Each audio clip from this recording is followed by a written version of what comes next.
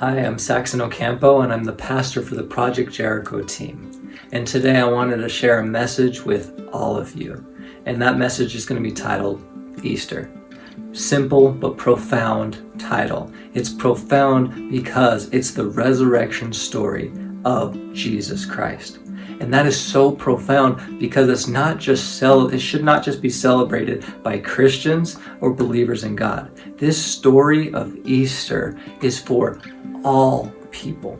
It's the resurrection story. It's for believers. It's for non-believers. It's for every single person, the righteous and the unrighteous.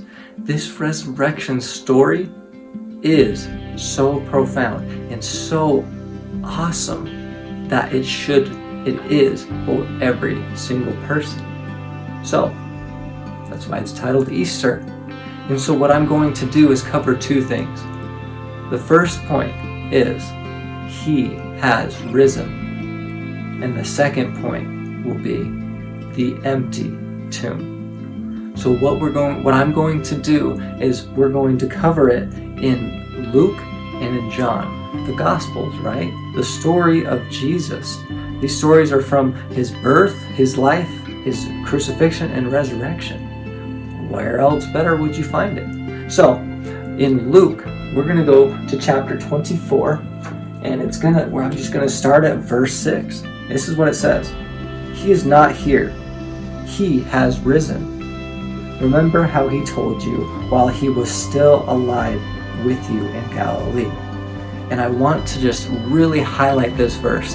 Highlight this verse because this is the message. This is where that message, He has risen, starts. He is not here. He has risen. This is the message the angel is telling them. The angel is telling him, He's not here. He has risen. Remember, He told you this. Remember what He told you. He has risen. So I start out with that because that's the message. That is the message. He has risen. Okay, what do I do with that? What do I do? So it's Mary Magdalene, Joanna, and Mary, the mother of James. They decide, okay, that's a very interesting thing. I see the stone is rolled away, and this angel who told us He has risen, He's not here. Okay, well, I'm going to run back to Jesus' disciples, and I'm going to tell them. Because they have the message. They have the message from the angel. Now they need to go, and they're going to go and tell the disciples this message the angel has told them. So we get to that point where they're running back to the disciples to tell them what this angel said, that He has risen. So let's jump to John. And it's in John chapter 20, verses 3. This is what it says. So Peter and the other disciple started for the tomb. Both were running, but the other disciple outran Peter and reached the tomb first. So right here, they heard the message.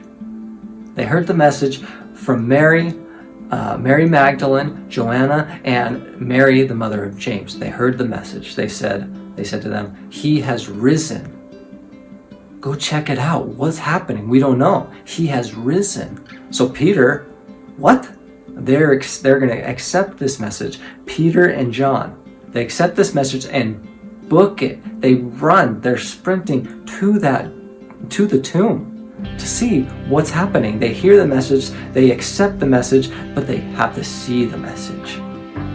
That's the thing. And good old John, we see that John's faster, right? I don't want to ignore that because John's faster. And it's a very good point because we can be faster in accepting this belief, but we don't want to stop, right? So what happens with John, he's faster than Peter. So they both accept the message. They accept the message that He has risen.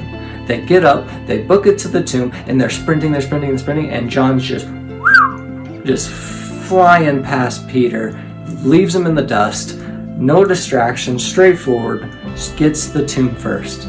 Let's continue to see. He bent over and looked in at the strips of linen lying there, but he did not go in. See, that's the point.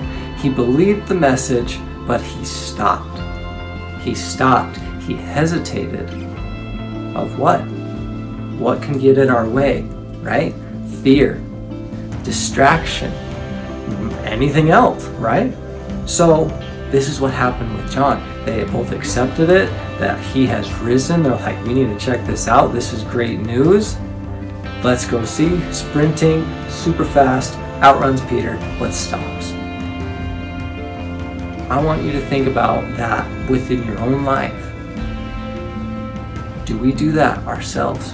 Of course we do. We do that all the time. We hear the message, we accept the message, and we want to live that message. We want to run to the tomb. But the problem is us not going fully in the tomb. Because that's where the story continues. That's where the belief and the growth comes from, is when we see that empty tomb. Don't stop as John did. John stopped at the line. What could have been? It could have been fear. Could have been distractions. Could have been their lack of understanding. It could have been anything to get in their way from going into the tomb. But the good news, that didn't stop Peter. Peter, the one trucking along, not as fast as John, but he makes it there. He follows the message. He follows the message that was delivered to them. He has risen. And so he makes it to the tomb, but he doesn't stop. Then Simon Peter came along beside him and went straight into the tomb. Straight into the tomb. He saw the strips of linen lying there, as well as the cloth that had been wrapped around Jesus' head. The cloth was still lying in its place, separate from the linen. Finally, the other disciple who had reached the tomb first also went inside. He saw and believed. Peter, let's be like Peter. Let's run straight into the tomb. I've got the message. I'm running for the message. I want to see this message. I want to live this message. Let's go. He has risen. We need to go. We need to see that tomb where we put him because he was dead, where we saw him buried or in the tomb and the stone rolled over and sealed. We need to go. It doesn't matter what's in our way. It doesn't matter who's there. I don't care. I'm going to go. I'm going to run as fast as I can. If it's second or first, doesn't matter. If you're first, run straight in. If you're second, run straight in. It doesn't matter. You're just running and sprinting as Peter and John did. But be like Peter and run into the tomb. And then John went in the tomb, right? As we read there. And I want to read this verse again. Verse 8. Finally, the other disciple who had reached the tomb first, again, he's much faster, John's much faster, also went inside. He saw and believed. He saw and believed. That is the empty tomb. There is the resurrection. They had the message and they saw the empty tomb. They lived the empty tomb. They saw it, that it was empty, and they believed. They believed. That is the Easter message. It's the resurrection of Jesus Christ for all of us. For believers, for non-believers, for every single person. It is He has risen, and that it is the empty tomb. That is the Easter message. And so before we wrap things up, I wanted to share a quote with you by C.S. Lewis. It says, "The New Testament writers speak as if Christ's achievement in raising from the dead was the first event of its kind in the whole history of the universe. He is the first fruits, the pioneer of life. He has forced open a door that has been locked since the death of the first man. He has met, fought, and beaten the king of death. Everything is different because he has done so. What a great quote by C.S. Lewis. And I wanted to finish it off with that quote because we see how powerful the resurrection is. It is so powerful. It has given us life. It has given us salvation. It has given us hope. It has given us a purpose and a meaning for all of life. Jesus' resurrection story is profound. It is for every person, and I wanted to shed that light for you. I wanted to tell you, he has risen. So run to the tomb. Run to the tomb and see that the tomb is empty. I want to thank you again for listening and hearing this message. Tell others of the good news of Jesus. Tell others of the Easter story. Tell others of that resurrection Jesus provided. That salvation Jesus has for everyone. So I want to thank you. I want to say stay safe, God bless, and thanks again. It's your breath in our lungs, so we pour out our praise, pour out our praise. It's your breath in our lungs, so we pour out our praise to only you.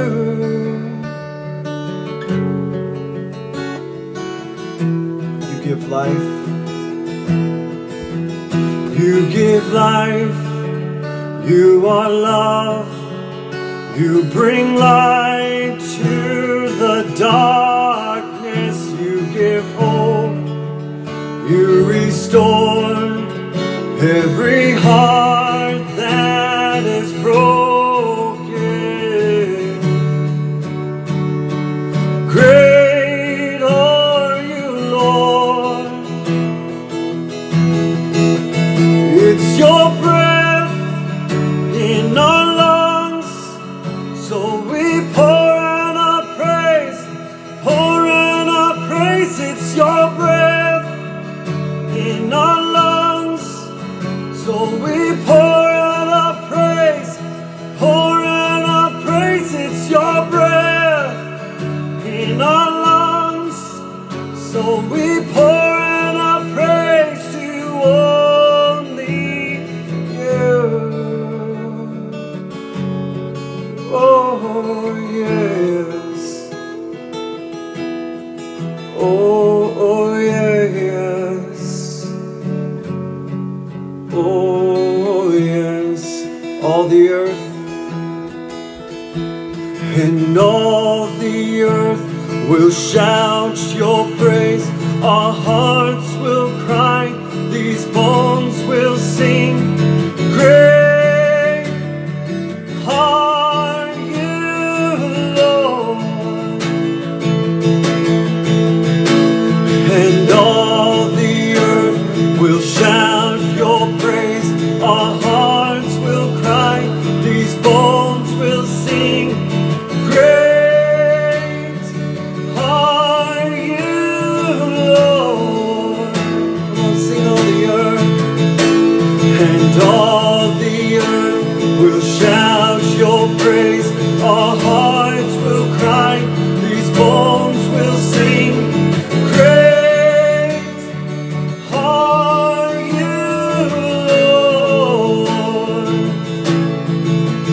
It's your breath in our lungs, so we pour out our praise, pour out our praise. It's your breath in our lungs, so we pour out our praise, pour out our praise. It's your breath in our lungs, so we pour out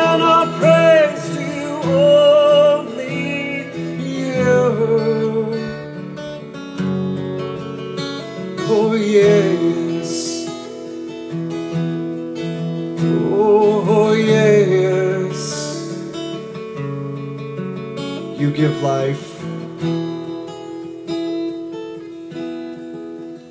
you give life, you are love, you bring light to the darkness, you give hope, you restore every heart that is broken.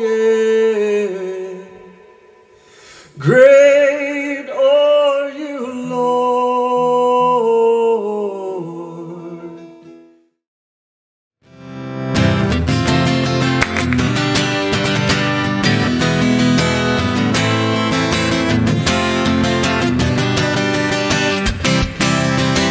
Great is He who's a King of kings and the Lord of lords. He is wonderful. Great is He who's a King of kings and the Lord of lords. He is wonderful. Hallelujah, hallelujah, hallelujah. He is wonderful. Hallelujah, hallelujah, hallelujah. He is wonderful. And